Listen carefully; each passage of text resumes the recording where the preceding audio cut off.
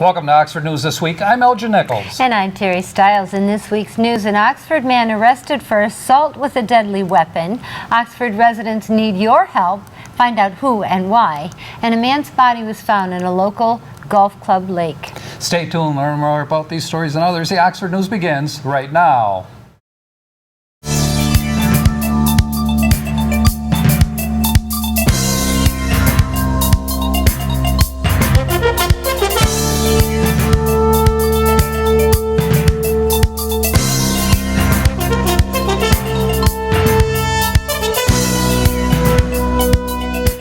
Oxford Township resident Thomas C. Klofsky was arraigned in district court last week on the count of assault with a dangerous weapon and domestic violence against his daughter.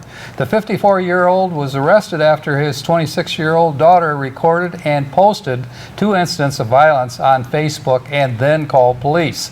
The video showed an intoxicated Klofsky threatening to kill his daughter while pointing a semi-automatic rifle at her. He was promptly arrested and bond was set at $7,500. A hearing is scheduled for May 18th.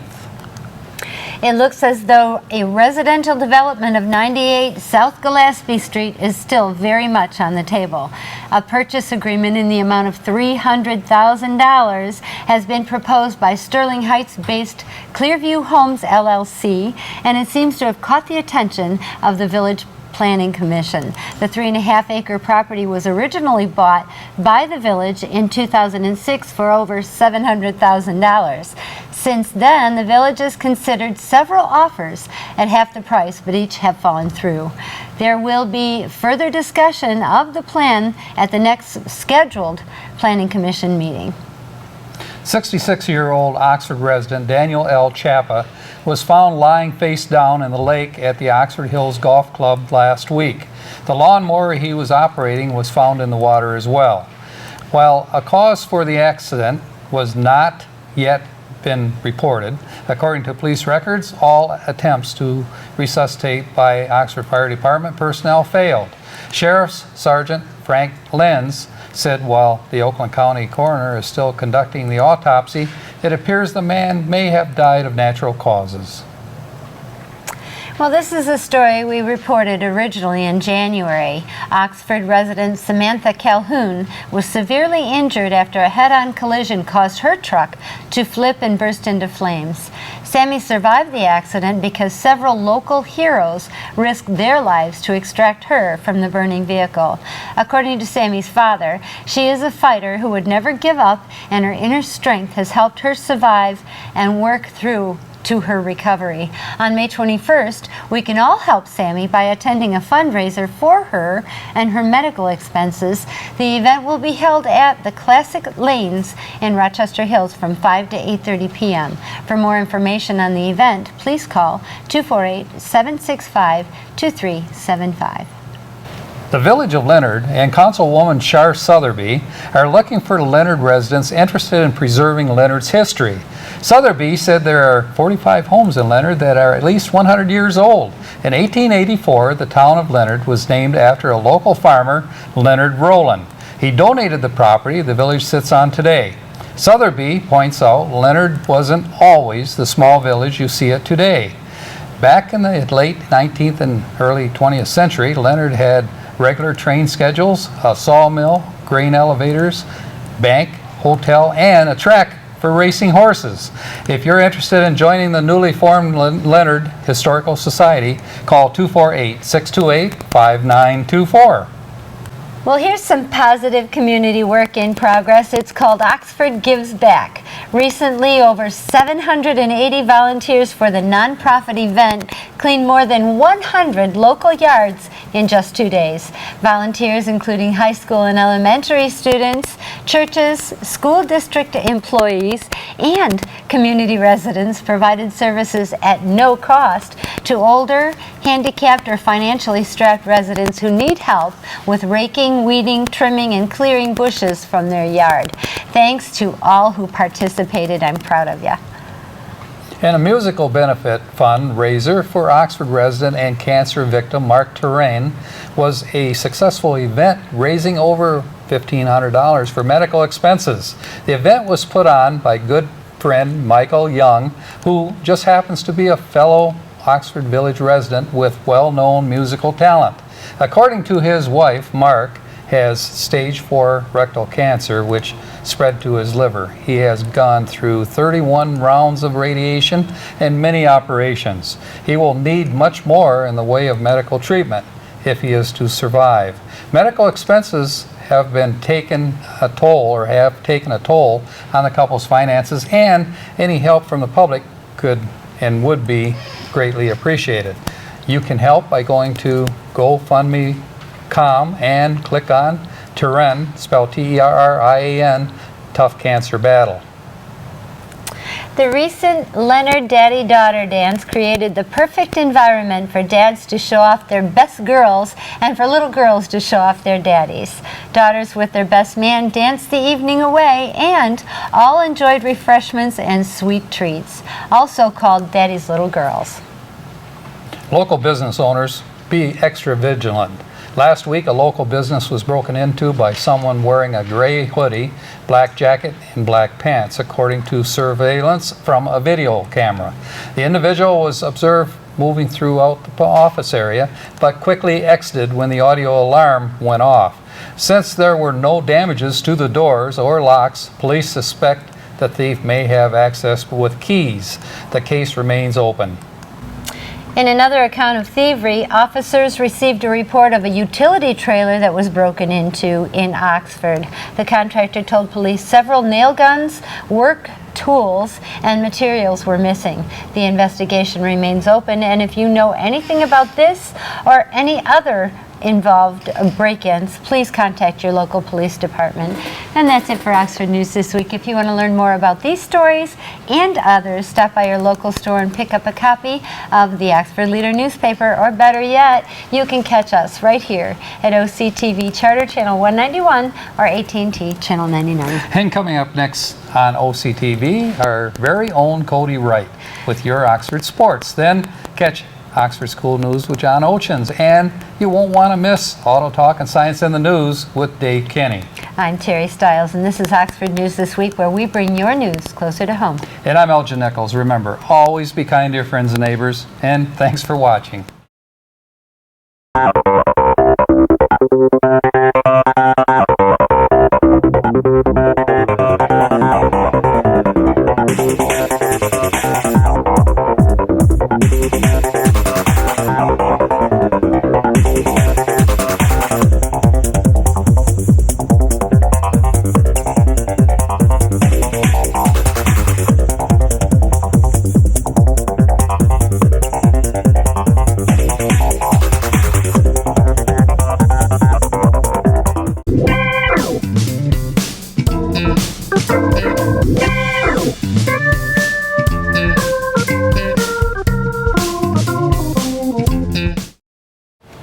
Welcome to Science in the News. I'm Dave Kenny, and these stories are taken from the publication New Scientist.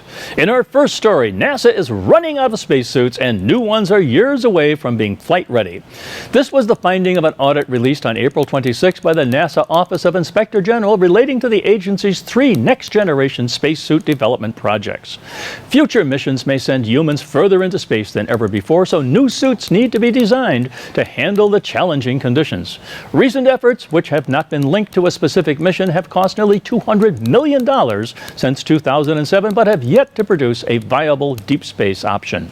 The suits currently used during spacewalks from the International Space Station, called extravehicular mobility units, were designed more than 40 years ago and were only intended to last 15 years.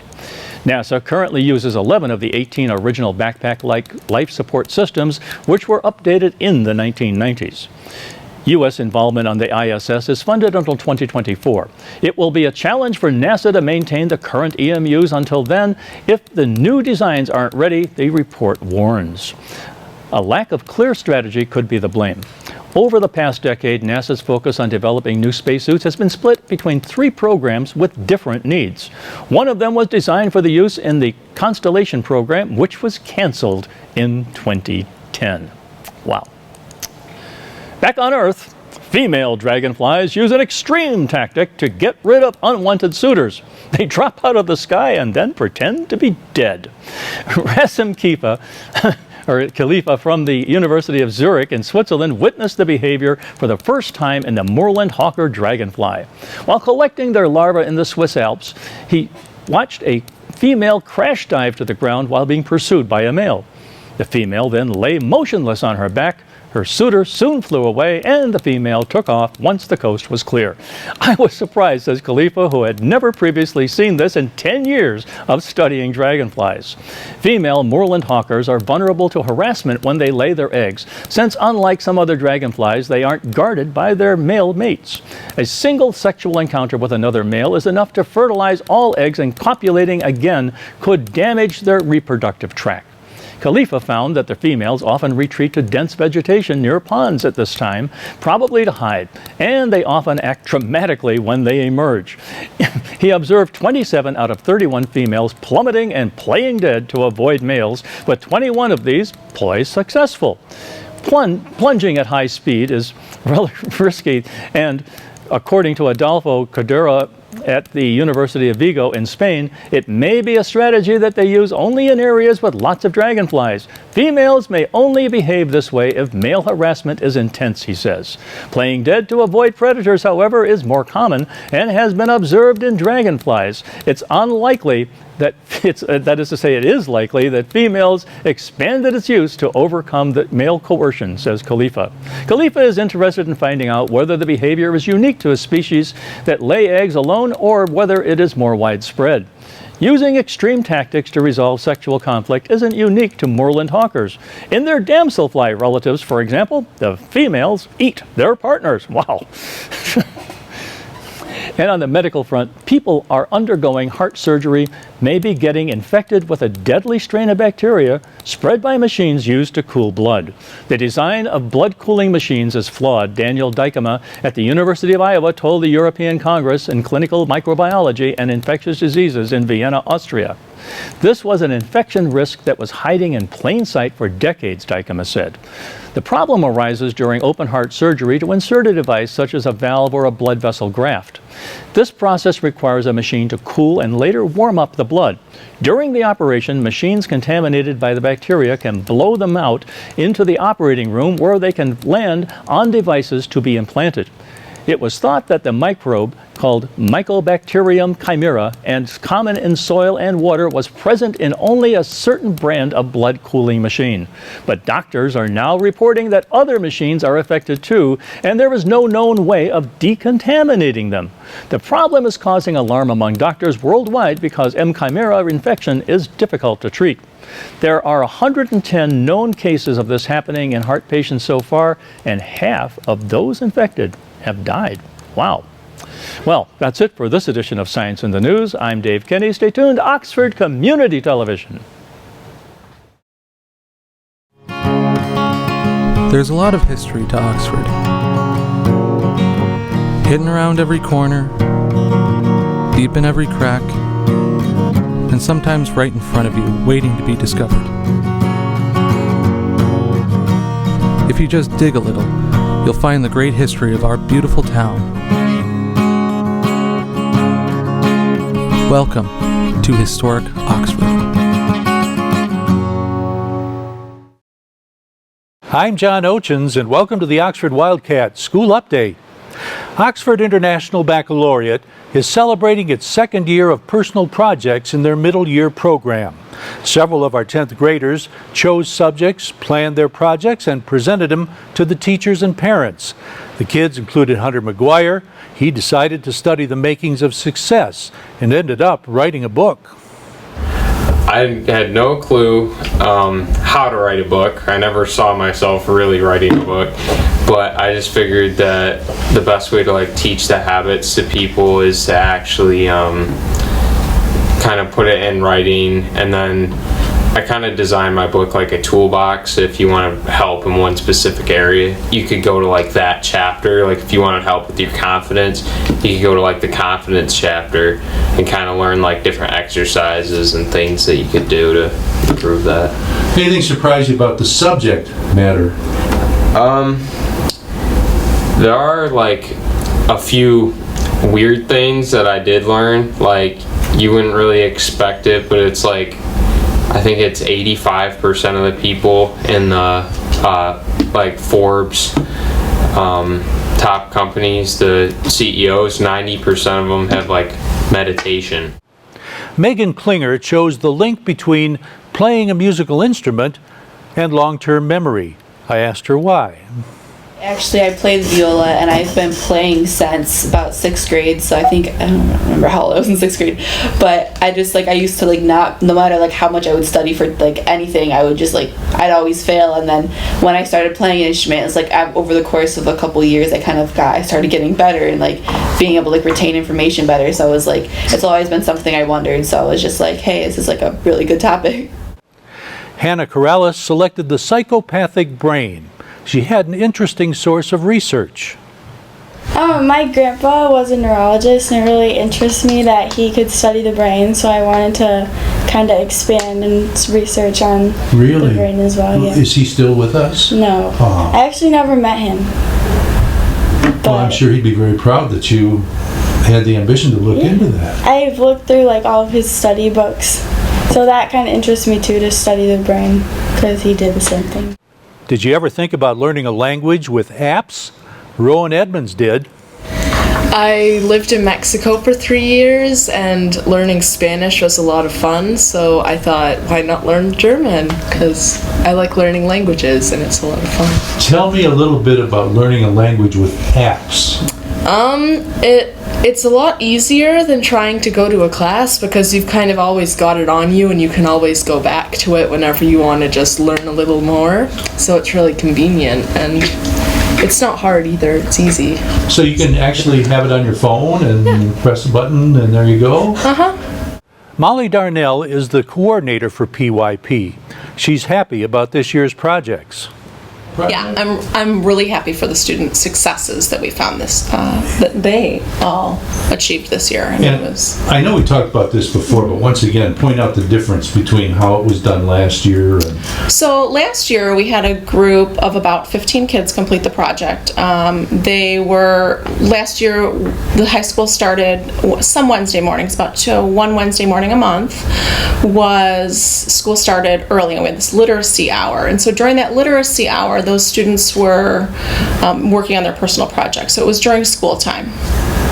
This year, we did not have that literacy hour, so these students who completed, the 7 students who were completers this year, did it all on their own time, completely. And we would meet in the mornings before school. And then next year, what's been so amazing about Cohort 1 and Cohort 2 is next year it'll be offered as a class at Oxford High School for 10th graders only, because it is kind of the capstone or the culminating project for the MYP program. And the feedback that the students have been giving to me, Carrie Connor, Joe Amabile, Jason Eldridge, will be what changes will be made for that class. So they were an integral part of this class getting off the ground, as well as being successful in their project. That's the Oxford School Update for this week. This is Oxford Community Television, keeping it local.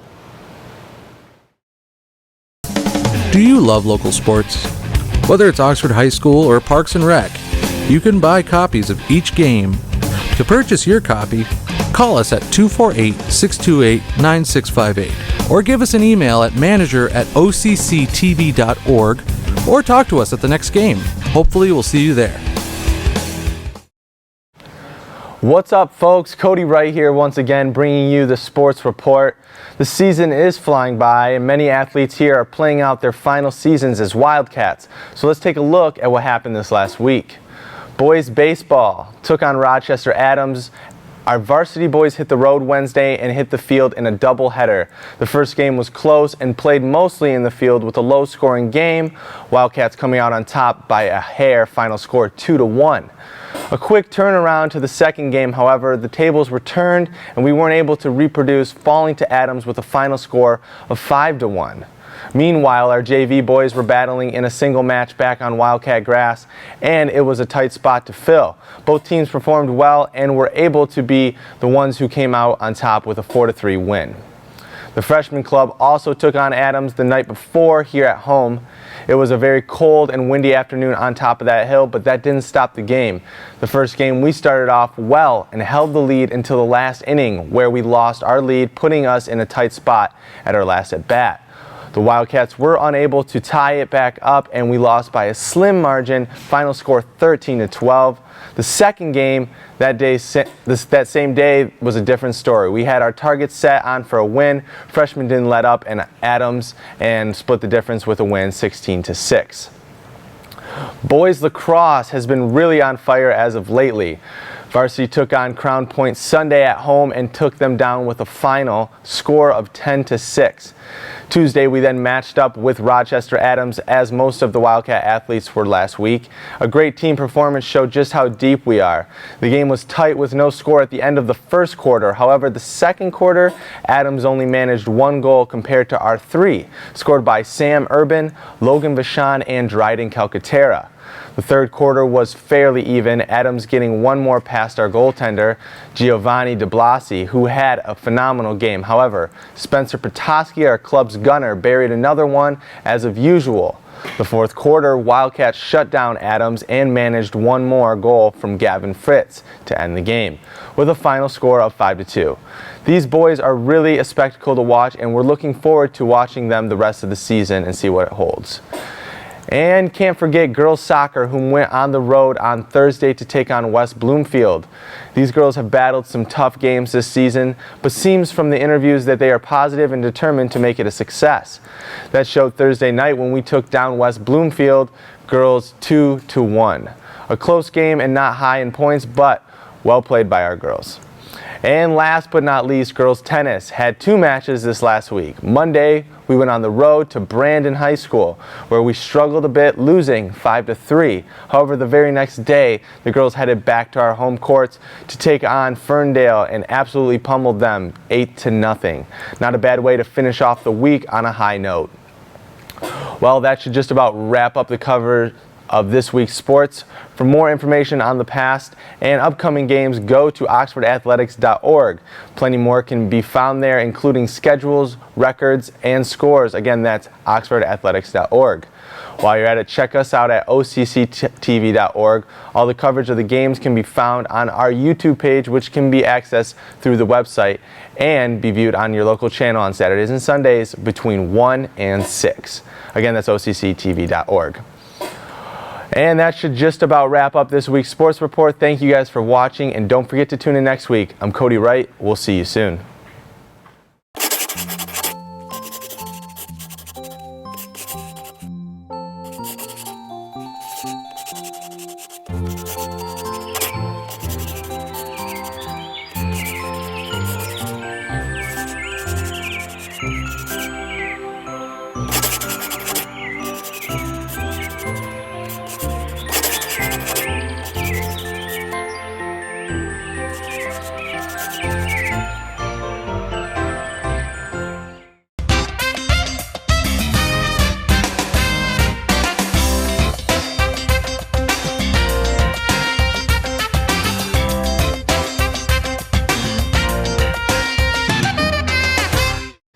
Welcome to this edition of Auto Talk. I'm Dave Kenny, and these stories are taken from the publication Automotive News.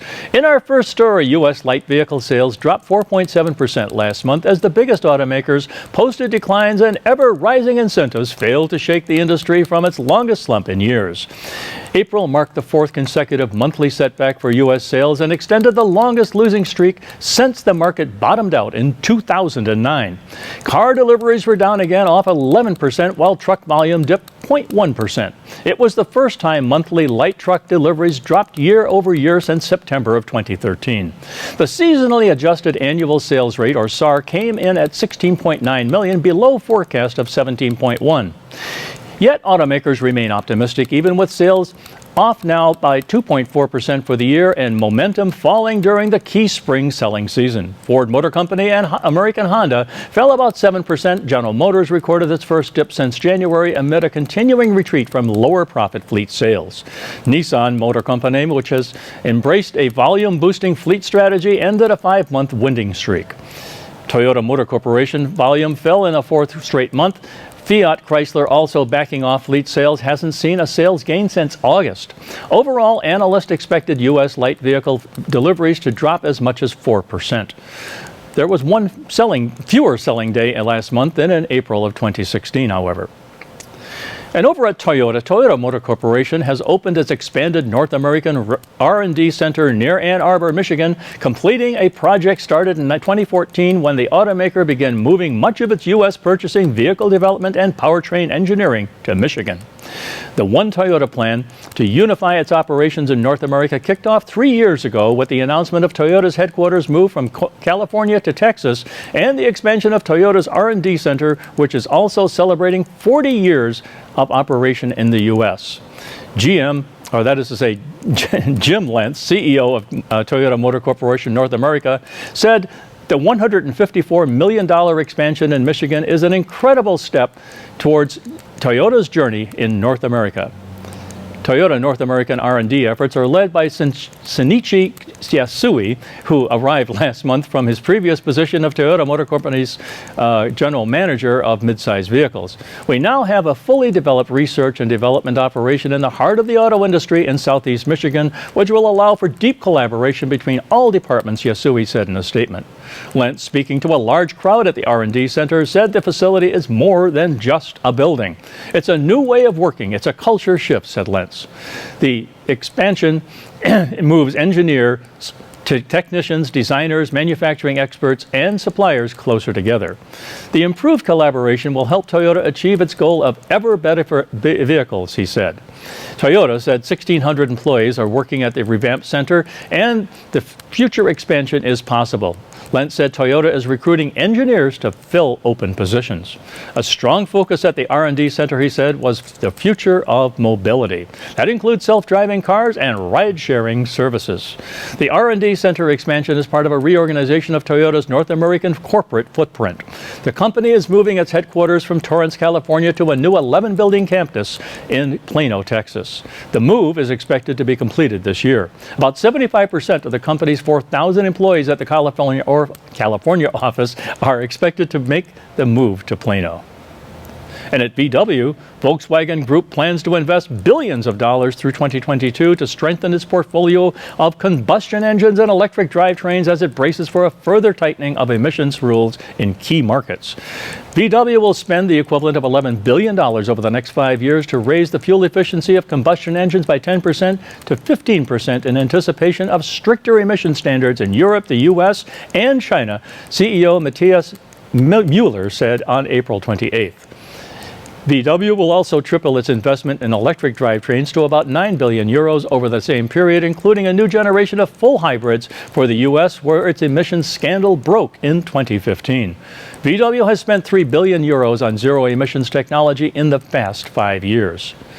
VW's diesel emission scandal has cast a shadow over the entire market for diesel cars and has ramped up pressure on automakers to improve combustion engines while rushing into electric cars and hybrids, stretching development budgets.